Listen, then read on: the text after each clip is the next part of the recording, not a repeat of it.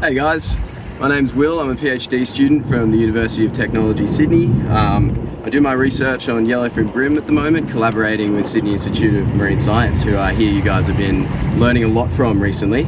And I hear you want to know about bream. So, bream, they're really special fish. They grow really old. Some of them can get up to 30 years old. So, some of the legal fish that you'll catch will probably most likely be older than all of you guys, which I think is really cool.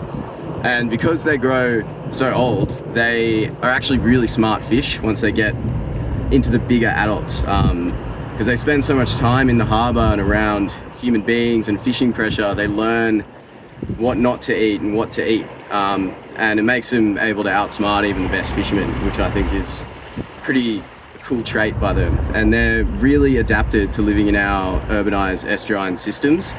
They're omnivorous, so they'll eat detrital sources, algae, mollusks, they'll eat fish, they'll eat anything, and it makes them really at home in these shallow rocky reef systems that they call home in Sydney Harbour.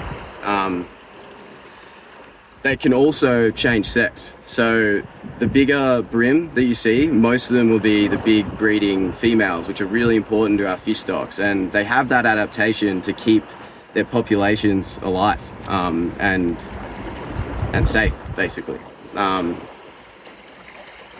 when they need to breed, they'll leave the safety of the harbour and these nice, chill estuarine habitats and go out into the open ocean side, and they'll spawn the larvae, and their larvae will then make a really long and big journey out into the pelagic deep sea zones, where they'll start to grow up as sort of planktonic tiny little larvae, and as they start to get pushed back in to the harbour, they'll settle in our estuaries like mangroves, seagrass, Posidonia australis, which is one thing I know you guys learned about a little bit.